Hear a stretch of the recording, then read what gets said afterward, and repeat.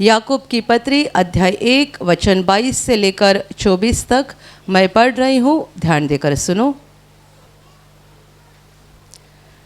परंतु वचन पर चलने वाले बनो और केवल सुनने वाले ही नहीं, जो अपने आप को धोखा देते हैं।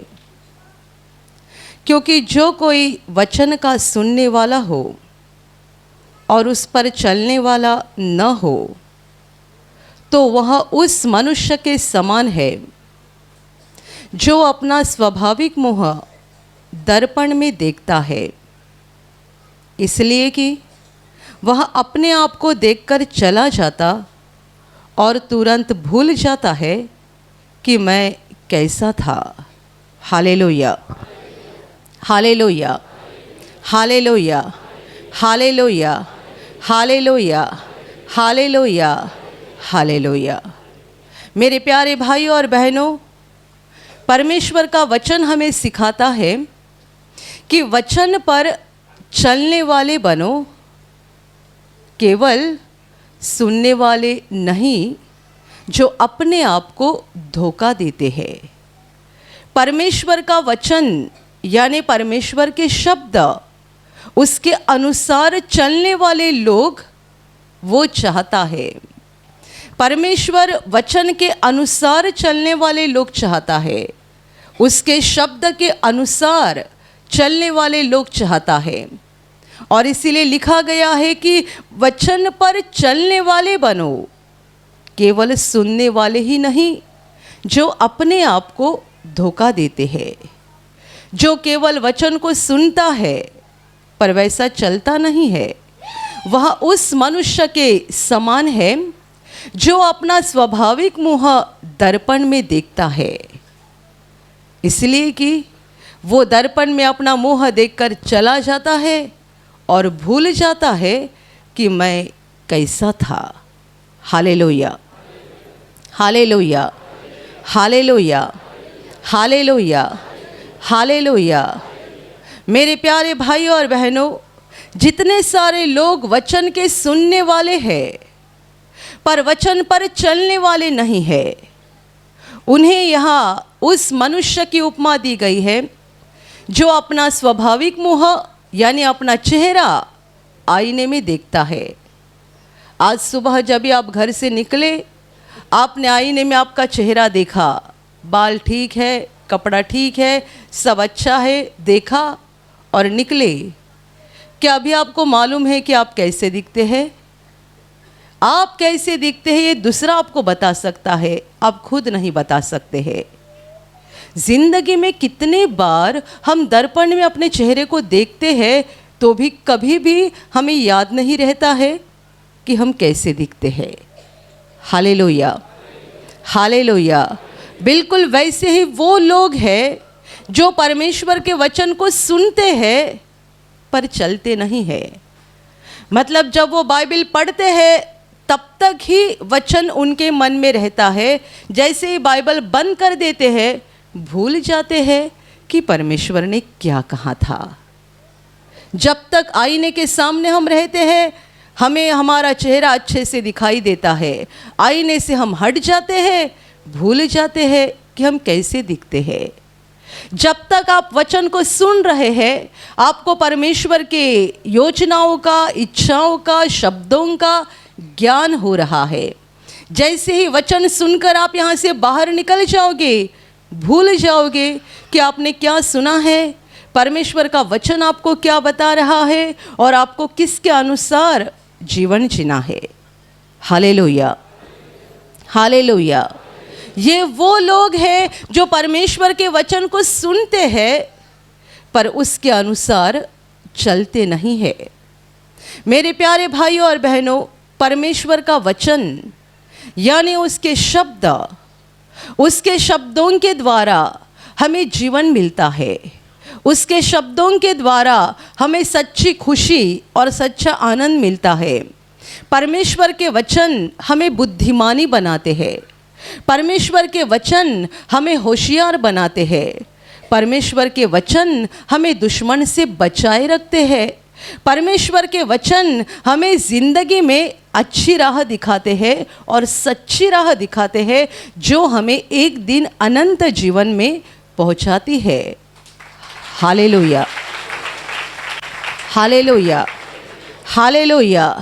पर किन लोगों के बारे में ये वचन इस तरीके से काम करते हैं? परमेश्वर के वचन किसको बुद्धिमानी बनाते हैं? परमेश्वर के वचन किसको होशियार बनाते हैं? परमेश्वर के वचन किसको खुशी और शांति से भर देते हैं? परमेश्वर के वचन किसकी आत्मा की रक्षा करते हैं? और परमेश्वर के वचन किसको अनंत जीवन में लेकर जाते हैं? जो वचन को सुनते हैं और वैसे ही चलते हैं।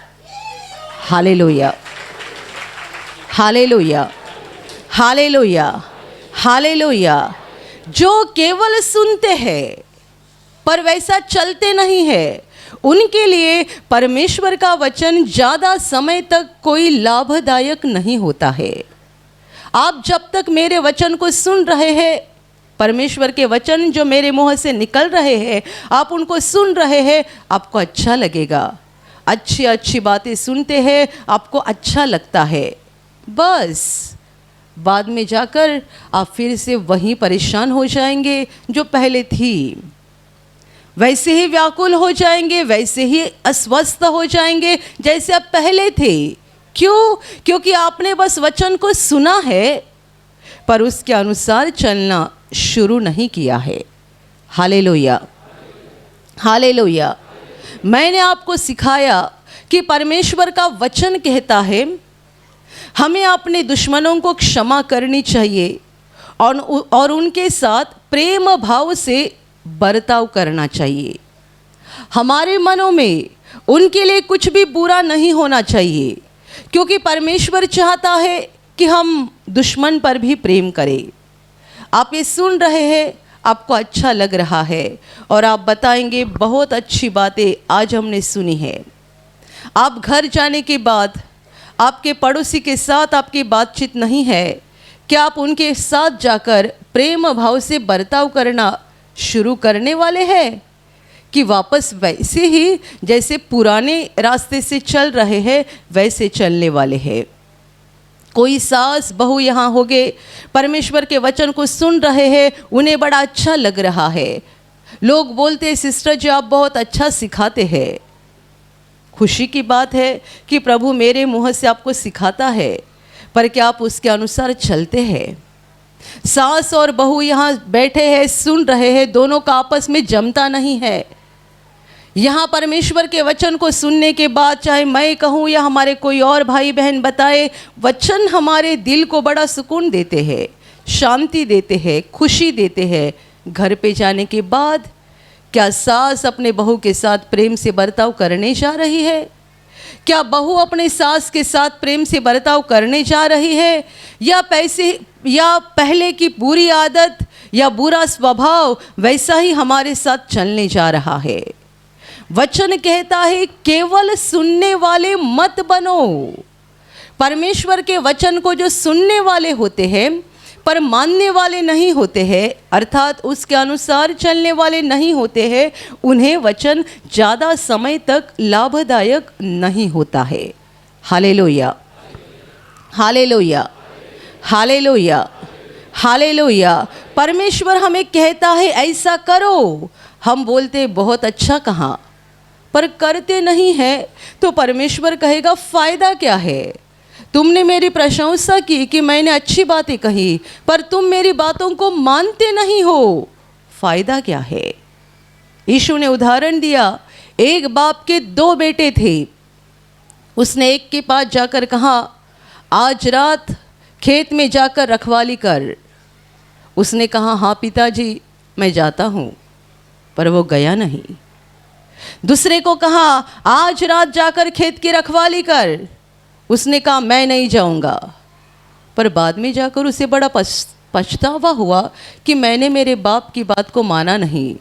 तो वो गया और उसने रात भर खेत की रखवाली की। यीशु कहता है बताओ किसने बाप की बात को माना? पहले ने मुँह पे क्या कहा, हाँ पिताजी मैं जाता हूँ, पर गया नहीं। दूसरे ने कहा मैं नहीं जाऊंगा, उल्टा जवाब तो दे दिया, पर बाद में पछतावा हुआ और गया खेत की रखवाली करने के लिए। प्रभु कहता है ये दूसरा बेटा जिसने पहले ना तो कह दिया, पर बाद में पछतावा होने के कारण जाकर बाप की आज्ञा को माना, उसने बाप के दिल को प्रसन्न कर दिया। Hallelujah, hallelujah, hallelujah. प्रभु हमें बड़ी अच्छी अच्छी बातें सिखाता है और हम अपनी गर्दन हिलाकर बोलते हैं कितनी अच्छी बातें हैं, कितना अच्छा वचन है, कितने अच्छे शब्द है, ऐसा हम बोलते हैं। पर क्या हम उसके अनुसार चलते हैं? हमारे ऐसे बोलने से परमेश्वर के दिल को खुशी नहीं मिलेगी। जब हम वचन के अनुसार चलेंगे, वचन को मानेंगे, तभी जाकर परमेश्वर के दिल को खुशी मिलेगी। और साथ ही साथ वचन को मानने के कारण ही वचन हमारे जीवन में काम करेंगे, केवल सुनने से काम नहीं करेंगे। Hallelujah, hallelujah. इसलिए प्रभु यीशु ने खुद ये उदाहरण बताया कि जो कोई वचन को सुनता है पर मानता नहीं है, वह उस मूर्ख मनुष्य के समान है जिसने अपना घर बालू पर बनाया। वचन को सुनता है पर मानता नहीं है, वो उस मूर्ख मनुष्य के समान है जिसने अपने घर को बालू के ऊपर बनाया। बारिश हो गई, बाढ़ आ गई, आंधी हो गया, उस घर को टकरा गया और ये घर पूरी तरह से गिरकर सत्यानाश हो गया। जो कोई मेरे वचन को सुनता है और मानता भी है, वह उस बुद्धिमान मनुष्य के समान है जिसने अपने घर को चट्टान पर बना दिया है। उसके घर की नींव चट्टान पर डाल दी गई है। चट्टान क्या है? परमेश्वर का वचन। जो मेरे वचन को सुनता है और मानता है, वह उस बुद्धिमानी मनुष्य के समान है जिसने अपने घर की नींव चट्टान पर डाल दी गई है। बारिश हो गई, आंधी हो गई, बाढ़ आ गई और उस घर को टकरा गई, पर उसे कुछ नहीं हुआ। वो स्थिर बना रहा क्योंकि उसकी नाव चट्टान पर डाली गई थी। Hallelujah, hallelujah, hallelujah, hallelujah. जब दुनिया में कोरोना की महामारी चल रही थी, तब प्रभु पर विश्वास करने वाले कितने सारे लोग डरे हुए थे। और कैसे थोड़े से लोग ऐसे थे जिनके मन में कोई डर नहीं था। वो कहते थे महामारी आने दो, भूकंप आने दो, बाढ़ आने दो, हम जीवित रहे तो भी प्रभु के, मर गए तो भी प्रभु के।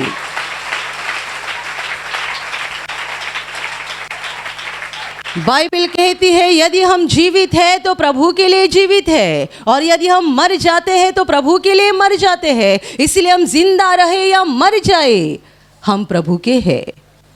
जिनके दिल में ये मजबूत विश्वास था, जिन्होंने अपने जीवन की नींव को चट्टान के ऊपर डाल दिया था, उनके दिल का कब्जा डर ने नहीं लिया था। और जो वचन केवल सुनते रहे पर मानते नहीं रहे, उन्होंने अपने घर की नींव को बालू के ऊपर खड़ा कर दिया था। और इसीलिए वो डर गए और कितने सारे लोग बहुत निराश हो गए थे। Hallelujah, hallelujah, hallelujah, hallelujah, hallelujah. मुझे एक अपने भाई ने कहा कि एक प्रार्थना चलाने वाले भाई ने उनको फ़ोन करके कहा, जब कोरोना की महामारी चल रही थी, तब प्रार्थना चलाने वाले एक प्रभु के सेवक ने उनको फ़ोन करके कहा, मुझे बहुत डर हो रहा है, मेरे आसपास कितने सारे लोग मर रहे हैं, मेरे कलीसिया के कितने सारे लोग मर रहे हैं और मुझे बहुत डर हो रहा है। ये प्रार्थना करने वाले, प्रार्थना चलाने वाले प्रभु के दास है और वो बता रहे हैं कि मुझे बहुत डर हो रहा है। डर, परमेश्वर का वचन हमें कहीं डर नहीं सिखाता है। हाँ, यीशु ने कहा एक को ही डरो। मेरे दोस्तों, मैं तुम्हें कहता हूँ एक से ही डरो, जिससे मरने के बाद नरक में डालने का अधिकार है। जिसे शरीर और आत्मा दोनों का विनाश करने का अधिकार है, उस सर्वशक्तिमान परमेश्वर से डरो और किसी से डरने की कोई ज़रूरत नहीं है। Hallelujah, hallelujah. यीशु ने कहा, जो केवल शरीर को नष्ट कर देते हैं पर शरीर के बाद आत्मा को नष्ट नहीं कर सकते हैं, उनसे मत डरो। यीशु अपने चेलों को कहता है, मेरे मित्रों, मैं तुम्हें बता कर रखता हूँ तुम्हें किससे डरना है। मरने के बाद जिसे आत्मा का विनाश करने का अधिकार है, उस महान परमेश्वर से डरो और किसी से डरने की कोई ज़रूरत नहीं है। Hallelujah, hallelujah, hallelujah, hallelujah, hallelujah. और यूहन्ना की पत्री हमें यह भी सिखाती है कि प्रेम डर को भी खत्म कर देता है। यदि हमारे मन में परमेश्वर के लिए प्रेम है और हम परमेश्वर के वचन के अनुसार चलते हैं, तो हमें किसी भी बात का डर नहीं होता है, क्योंकि हम जानते हैं, हम वचन को मानते हैं, यानी हम परमेश्वर के लाडले लोग हैं। वो हमसे प्रेम करता है, वो हमारे ऊपर प्रसन्न है, तो वो हमारी रक्षा करेगा, हमारी ज़रूरतों को पूरा करेगा, हमें संभालेगा और हर तरह से हमें आशीषित करेगा। Hallelujah, hallelujah, hallelujah, hallelujah. मेरे प्यारे भाइयों और बहनों, वचन के अनुसार चलना बहुत ज़रूरी बात है, बहुत ज़रूरी। कई बार ऐसा हुआ है कि किसी भाई के जीवन में ऐसी बीमारी है जो जाती ही नहीं है। बहुत प्रार्थना हो गई, प्रार्थना सभा में भी भाग लिया, मुक्ति की प्रार्थना मोबाइल पर लगातार सुनते रहे, अपने टेलीफोन की प्रार्थना सुनते रहे, टेलीफोन से प्रार्थना करवाते रहे, यहाँ प्रार्थना में भाग लेते रहे। बहुत हो गया तो भी चंगाई नहीं मिलती है। 1 महीना, 2 महीना, 3 महीना, 4 महीना चंगाई होती नहीं है। उन्हें हम सलाह देते हैं, आपको ज़रूरी है कि आप परमेश्वर का वचन सुनते जाए। आपको ज़रूरी है कि आप परमेश्वर का वचन सुनते जाए। आप आशीषित तेल का यानी प्रार्थना माध्यम का इस्तेमाल करके देखते हैं, मुक्ति की प्रार्थना सुनकर देखते हैं, किसी भाई बहन से प्रार्थना करवाते हैं, खुद भी प्रार्थना करते हैं, प्रार्थना सभा में भाग भी लेते हैं और चंगाई होती ही नहीं है। इसका मतलब आपके अंदर परमेश्वर का वचन नहीं है और आपको ज़रूरी है कि आप वचन को सुने और वचन को ग्रहण करें। और ऐसे कई लोगों ने गवाही दी है, जब उनको हम ऐसी सलाह देते हैं, वो दिन रात लगातार वचन को सुनते जाते हैं, सुनते जाते हैं, सुनते जाते हैं, पश्चाताप करते जाते हैं और वचन को बार बार सुनने के कारण और वचन को ग्रहण करने के कारण उनके शरीर की बीमारी निकल जाती है और परमेश्वर उनको पूरी रीति से चंगा करता है। Hallelujah, hallelujah, hallelujah, hallelujah, hallelujah. कितने लोग बस इतना ही चाहते हैं, बस प्रार्थना में आए, हालेलुया बोले, तालियां बजाए, गाना गाए, सिस्टर यहाँ मंच पर से टच बोले और मेरी बीमारी निकल जाए। ये जो आपके मन की इच्छा है, 1 बार, 2 बार, 3 बार परमेश्वर पूरा करेगा, पर बार बार नहीं। हमारे ज़िंदगी के लिए सबसे महत्वपूर्ण बात है परमेश्वर के वचन, उसके शब्द। बाइबल कहती है, आदि में शब्द था, शुरू में शब्द था। परमेश्वर ने वचन के द्वारा पूरे ब्रह्मांड को बनाया है। ये पूरी धरती परमेश्वर के वचन पर खड़ी हो गई है और इसीलिए हमारे लिए भी ज़रूरी है कि हम परमेश्वर के वचन को ही ग्रहण करें। बिना परमेश्वर के वचन हम कभी भी शांति का जीवन नहीं बिता सकते हैं और बिना परमेश्वर का वचन हम कभी भी अनंत जीवन में नहीं पहुंच सकते हैं। Hallelujah, hallelujah, hallelujah. इसलिए वचन कहता है कि केवल परमेश्वर के वचन को सुनने वाले न रहो, बल्कि वचन के अनुसार चलने वाले लोग बनो। जब आप बाइबल पढ़ते हैं तब आपको इस बात को देखना चाहिए कि मेरा जीवन इस वचन के अनुसार है या इसके खिलाफ है।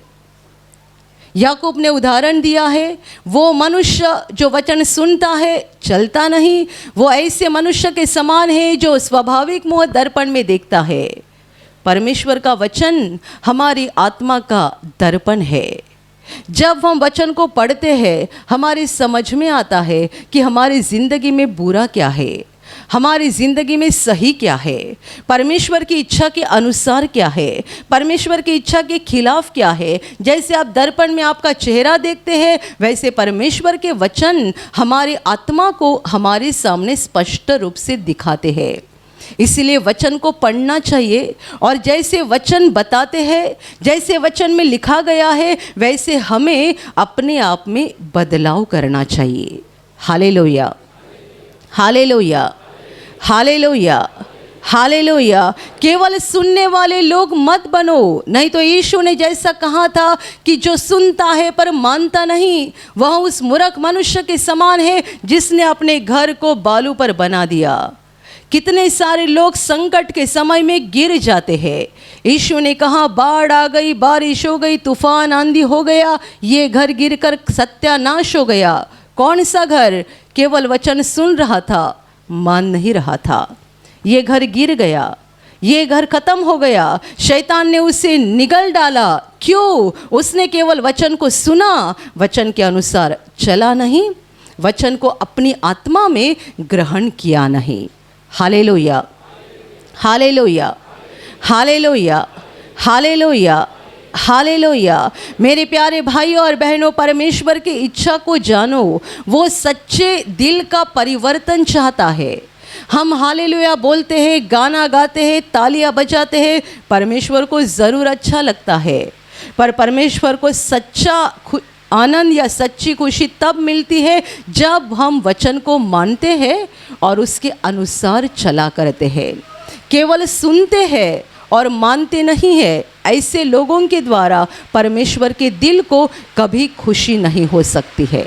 Hallelujah, hallelujah. आज आप यहाँ आते समय किसी से झगड़ा करते हुए आए हैं और यहाँ बैठे तालियां बजा रहे, गाना गा रहे हैं। प्रभु इंतज़ार कर रहा है। किस बात का?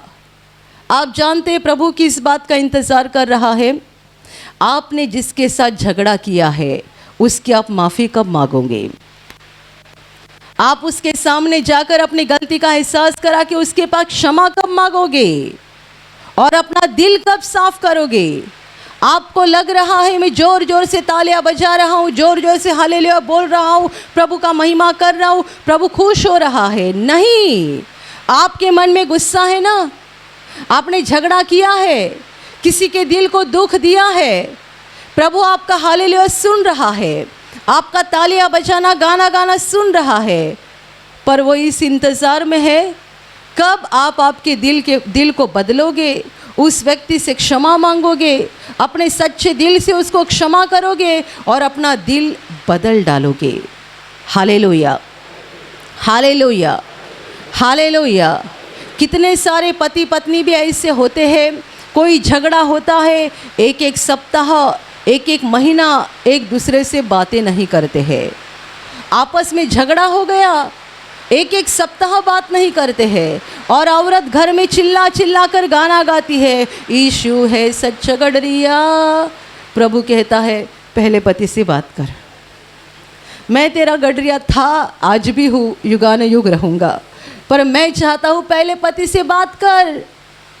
झगड़ा किया है, एक सप्ताह हो गया, पति भी बात करना चाहता है पर इसका गुस्सा खत्म नहीं होता है, ये पति से बात नहीं करना चाहती है और जोर जोर से गाना गा रही, जब से प्यारा यीशु आया मेरा जीवन बदल बदल गया। अरे कहाँ बदला है जीवन? पति से बात नहीं कर रही है और गाना गा रही है, मेरा जीवन बदल बदल गया। एक बार भी नहीं, 2 बार, बदल बदल गया। प्रभु कहता है मैं तो तेरा जीवन बदलना चाहता हूँ पर तू मुझे प्रतिसाद नहीं दे रही है। Hallelujah, hallelujah. और फिर बार बार बीमार होते जाते हैं और कई बहनें कहते हैं हम इतनी प्रार्थना करते हैं, दिन भर घर में गाना गाते रहते हैं, दिन भर वचन बोलते जाते हैं, तो भी कभी कमर में दर्द होता है, कभी सर में दर्द होता है, कुछ न कुछ बीमारियां शुरू रहती है। वजह ये है, आप वचन को बस सुनने वाले लोग हैं, वचन के अनुसार चलने वाले लोग नहीं है। Hallelujah, hallelujah.